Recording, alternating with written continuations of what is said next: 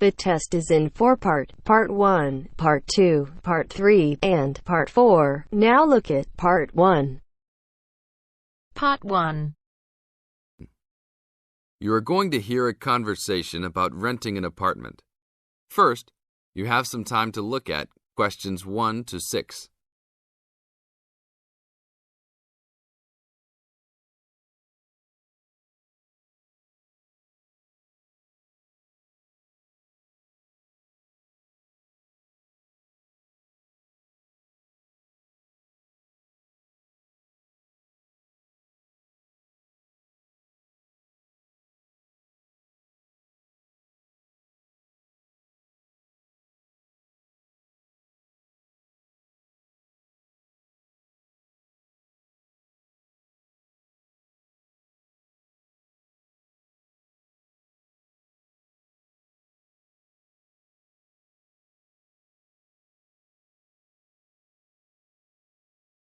Now listen to the tape and answer questions 1 to 6.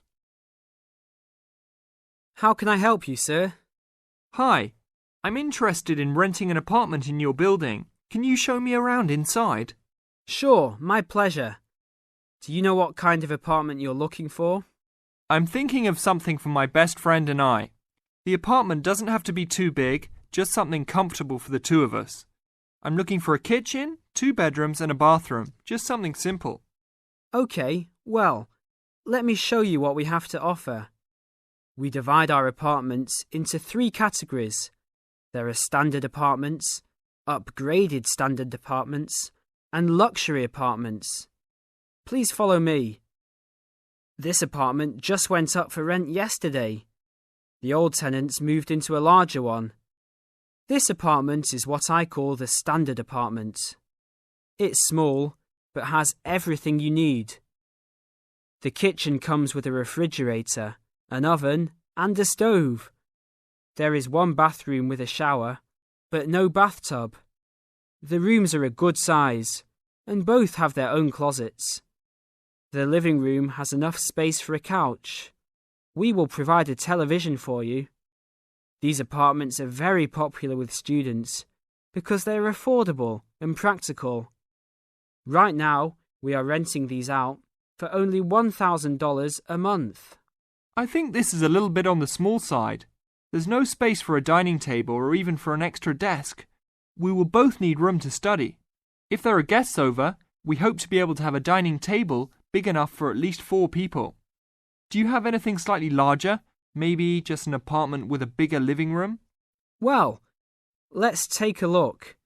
Right now, we also have an opening for a luxury apartment. This apartment is larger. It has 3 bedrooms, and all 3 are larger than the last one. And there are 2 bathrooms, and all have bathtubs. The kitchen is also larger, and come with an additional dishwasher and freezer. The living space has plenty of space for a dining room. How much is the rent on these apartments? These are more expensive, usually in the $2,500 range. Don't forget that there is an additional bedroom, so you could find another roommate to lower the cost. I think that's a little bit on the expensive side. We don't really have the time to find another roommate, so it's probably better to stick with the 2-bedroom places. Is there anything between these 2?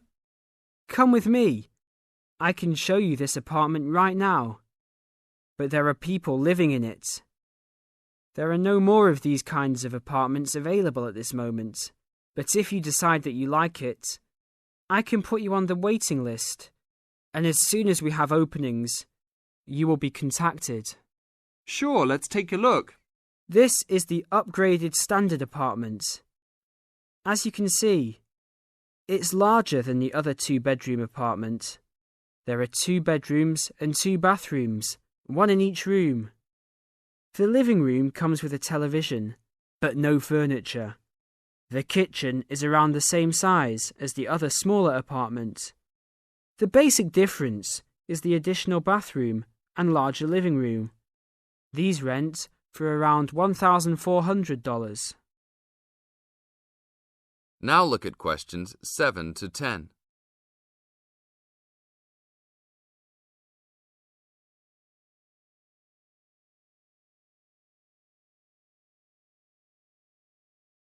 Now listen to the tape and answer questions 7 to 10. Seems like a good deal. Do you know when an apartment like this will be available? That's hard to say. I know these people who live here right now should be graduating soon, so they might be moving out. Well, I guess I'll put my name on the waiting list. Hopefully there'll be an opening as soon as possible. That sounds like a good plan. I will notify you as soon as we have vacancies. You will have to leave us some information and a student identification number. Sure, no problem. My full name is Robert Jack Browning. Could I have your age, please? I'm 38. Your major? I'm studying biology. How about naming some of your hobbies? Fishing, golf, watching movies, and spending time with my family. Sounds like a good life. What is the price range of the apartment you are looking for? Somewhere between $1,000 to $1,500.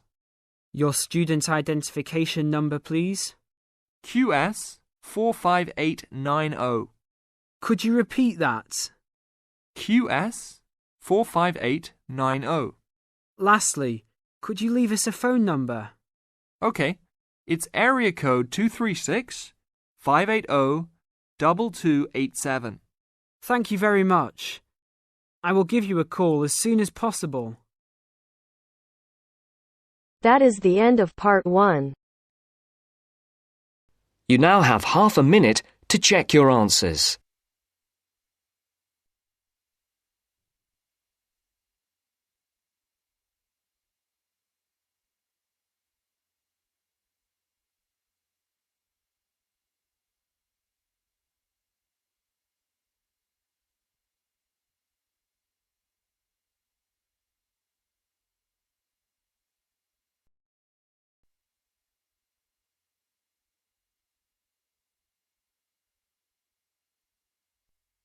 Now turns to part 2. Part 2. You are going to hear the director of the Leadership Council give his welcome address at a convention. First, you have some time to look at questions 11 to 15.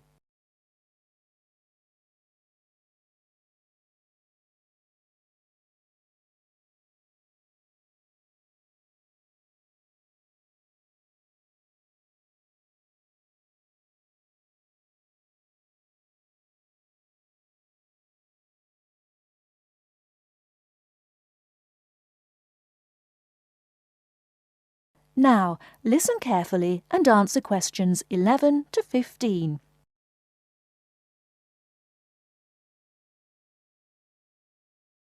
Ladies and gentlemen, can I have your attention, please? Please find your seats.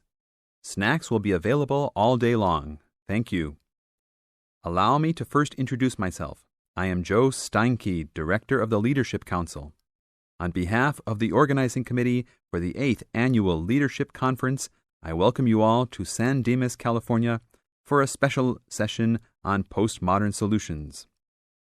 We have people attending from as far away as Toronto, New York, and even the Bahamas. Frankly, I wish we had gone to you there. But we're very glad you're all here. Let me say further that this will be our largest conference yet. Registrations have far surpassed our expectations. For the first 3 days, we will be hosting more than 325 participants for lectures and workshops. Another 100 will be joining us for our final 2 days and culminating session on Friday evening. We also have a larger selection of seminars than ever, a total of 32. Because we know that you all will want to attend a few special sessions, we will repeat key seminars each day. So there will actually be 38 sessions. I'm sure you will all be pleased with the content and the quality of speakers.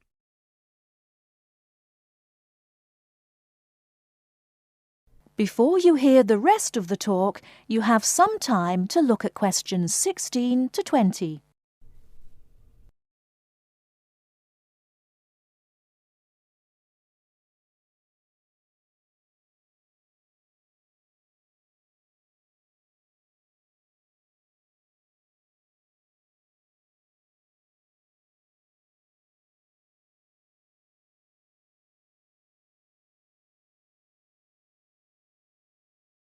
Now listen and answer questions 16 to 20.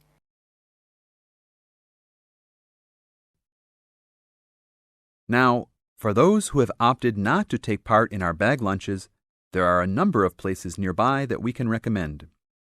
We are located here in the Convention Center just across the street from the Harford Shopping Mall, and the place we most recommend is Vital's, which is just west across Queen Street on the opposite corner. Please be careful crossing both streets, however, as we don't want to lose any participants. If you're not up to Vital's, you can also get some Italian food at the Olive Garden, which is further down Queen Street and east on Danning Avenue, across from the police station. They have a great minestrone soup and excellent breadsticks, all you can eat. On the other hand, if you want some good old American food, you can head to Fuddruckers for some big hamburgers or to the Cattle Company for some fat, juicy steak. Fuddruckers is next to the Olive Garden, but the Cattle Company is back closer to us in the opposite direction of Vital's. Just go east out of the Convention Center across King Street. It's on the same side as the Convention Center, so you just have one street to cross. Enjoy. But also, please make sure you are back for the afternoon sessions. These will always start at 1:30 p.m.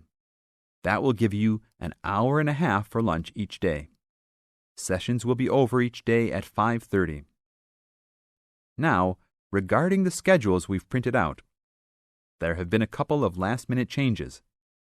The session titled New Leadership Strategies will no longer be held in Seminar Room 1, but in the main ballroom. This session has garnered much praise and is highly recommended to all, hence the change to a larger room. Another session has been canceled. That session was titled Leading by Serving, and it was scheduled for Daniel's room. The speaker for that session, Dr. Mark Green, had to return home for some urgent health situation. We wish the best to Dr. Green and that all is fine with his family. Finally, the session titled Using the Arts and Media has been changed to the second lounge room, Lounge 2. Please show up promptly for sessions and sit towards the front of each room so that all seats can be utilized. Also, turn off all pagers, beepers, and cell phones. Drinks and snacks will be provided outside each room, but please be careful at your tables. Enjoy the conference. That is the end of part 2. You now have half a minute to check your answers.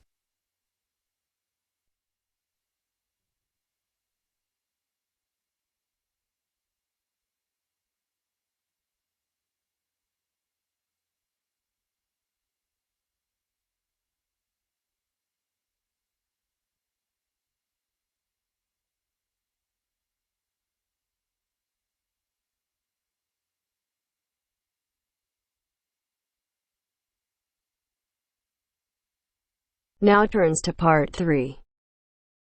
Part 3.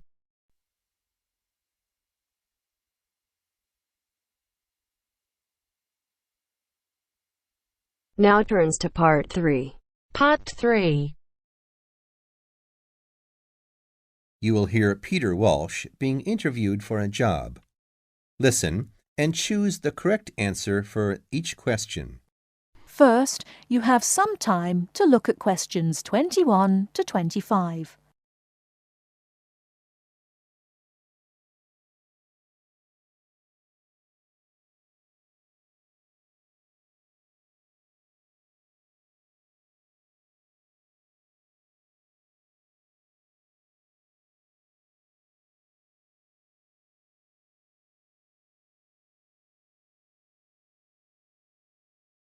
Now, listen carefully and answer questions 21 to 25. Joanne! Hi, you must be Rob. Nice to meet you. So, I hear you're planning to visit Australia. Yeah, and I really wanted to talk to you because I was thinking of spending some time in Darwin, and my sister told me you're from there. That's right. So, tell me about it. Well, where shall I start?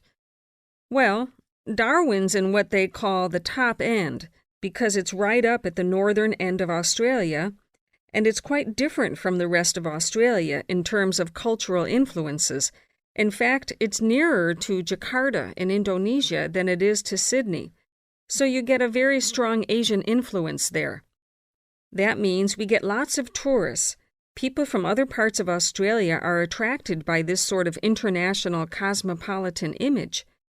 And as well as that, we've got the same laid-back atmosphere you get all over Australia. Probably more so, if anything, because of the climate. But what a lot of the tourists don't realize until they get there is that the city's also got a very young population. The average age is just 29, and this makes the whole place very buzzy. Some people think that there might not be that much going on as far as art, music, dancing, and so on are concerned, because it's so remote. I mean, we don't really get things like theater and opera in the same way as cities down in the south, like Sydney, for example, because of the transport expenses. But in fact, what happens is that we just do it ourselves. Lots of people play music, classical as well as pop, and there are things like artist groups and writers groups and dance classes. Everyone does something. We don't just sit and watch other people. You said it's very international. Yeah, they say there are over 70 different nationalities in Darwin. For instance, there's been a Chinese population there for over 100 years. We've even got a Chinese temple. It was built way back in 1887, but when a very bad storm, a cyclone in fact, hit Darwin in the 1970s, it was almost completely destroyed. The only parts of the temple that survived were part of the altars and the stone lions, but after the storm, they reconstructed it using modern materials. It's still used as a religious center today, but it's open to tourists too, and it's definitely worth going to see it.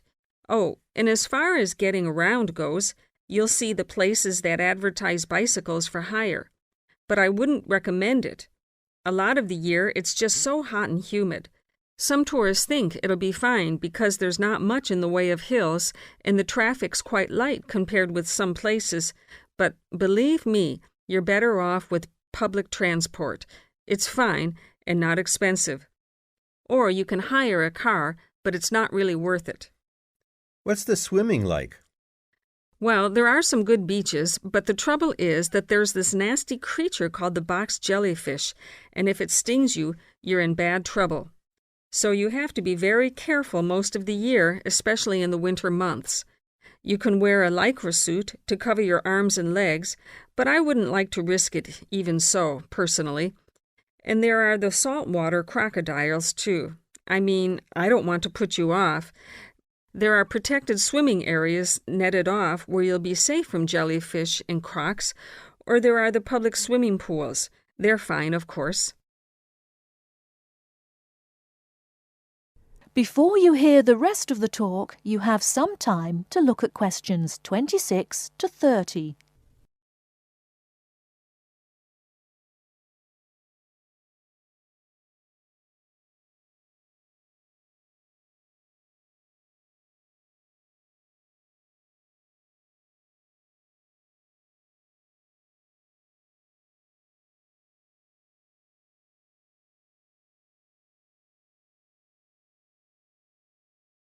Now listen and answer questions 26 to 30. And answer the questions. Please sit down, Mr. Walsh. My name's Jane Swain, and I'm the personnel manager. Hello, how do you do? Now, this is just a short preliminary interview. I'd like to chat about your present job and what you've done up till now. Yes, of course. Well, could you tell me how long you've had your present position in Weston's? It is Weston's, isn't it? Yes, that's right. I am not sure. Let's see. I left university in 2005. Is that right? Yes, 2005. Then I was unemployed for about 3 months. And then I traveled round America for a few months. So, yes, it must be about 3 years now, in fact. Yes. And have you any particular reason for wanting to change jobs? I mean, why do you want to move? Well, I actually like my present job and still find it interesting and stimulating. The salary's okay, so it's nothing to do with money, though you can always do with more. I suppose the thing is that I'm really very ambitious and keen to get promoted, so that's the real reason. You say you like your job. Can you tell me what aspect you like most? Oh, my dear, that's difficult. There are so many things. The other people are great. There's a good cooperative atmosphere. I mean, among the staff, and compared to other companies, the conditions are great. I mean, the office itself and the working conditions. And then there's the fact that they give me lots of room for initiative and let me make decisions. You know, that's what I really like most about the job. Yes, well, we're looking for someone like that. You know, someone who isn't a clock watcher and who isn't too concerned about working fairly long hours. Oh, I don't mind that. I'm used to it. And what about your education? You went to Manchester University, didn't you? Yes. After leaving school, I started a diploma course in design, but I decided to give it up and did an arts degree at university instead. Good. And have you done any courses since?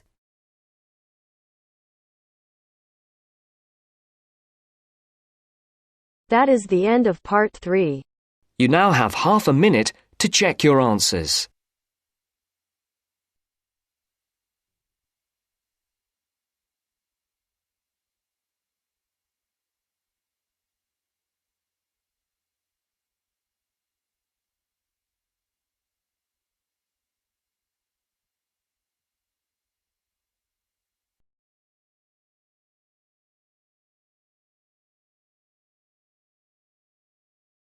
Now turns to part 4. Part 4. First, you have some time to look at questions 31 to 40.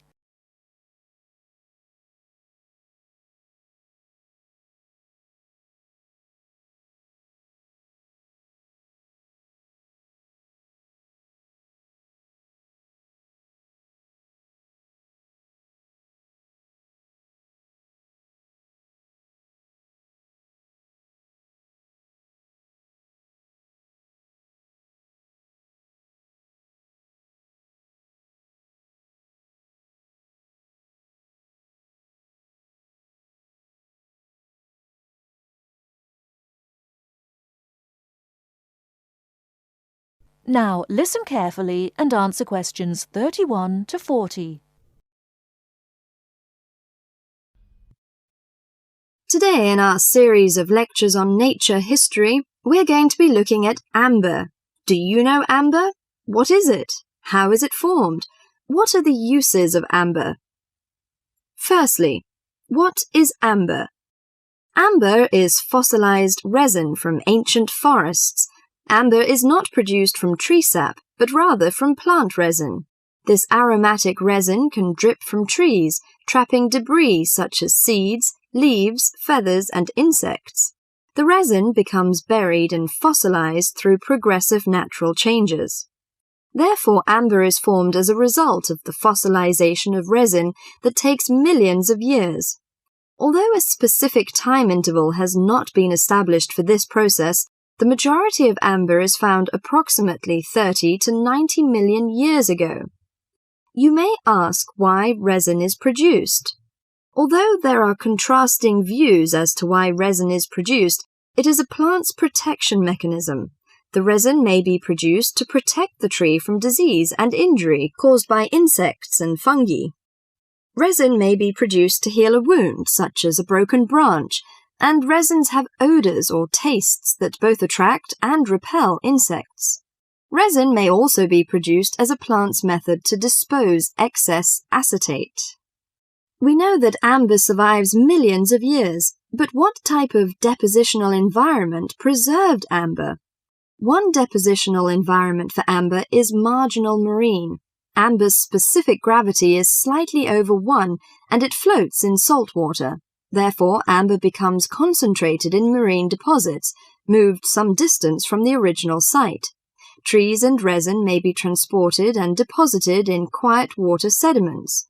Wood and resin are buried under the sediment, and while the resin becomes amber, the wood becomes coal. Wet sediments of clay and sand preserve the resin well because they are devoid of oxygen. So, as a precious product of nature, what are the uses of amber? In ancient times, amber was used for medicine. Honey was mixed with powdered amber and prescribed for many chronics like asthma, gout, and the Black Plague. It was also used as precious decoration. The amber jewelry was thought to have the magic power against evil and dark forces. Sailors burned amber on ships to drive away sea monsters and the dangers of the deep. Amber has retained its beauty for millions of years, but if not preserved well, it may lose its charm. The softness and brittleness is likely to be attacked by chemicals and requires some special care in handling and storing, so do not put your amber jewelry on before hairspray and perfume is applied, because it will likely create a whitish coating on the amber that may be permanent. If you want to string the amber beads on silk or linen thread, remember to string them with knots between each bead to prevent mutual rubbing and chipping. Amber jewelry should not be stored where it can rub against metal or other jewelry, and storage in a soft cloth is best. Never put amber jewelry in a steam cleaner, which would shatter the gem. Never let amber come in contact with soaps or commercial jewelry cleaning solutions, which can dull the finish. Keep amber away from common kitchen substances such as salad oil, butter, and excessive heat of ovens and burners. Dust and sweat can be removed with clean, cool water and a soft cloth. Never use hot water. The amber can be dried and rubbed with clear olive oil, then rubbed with a soft cloth to remove excess oil and restore the polish. The last thing I'd like to mention is the storing of amber. Amber should not be placed near heating ducts or in direct sunshine, and avoid exposure to sudden changes of temperature. Well, that's all for amber today. Hope you enjoy this precious product of nature and have the luck to own one. That is the end of part 4. You now have half a minute to check your answers.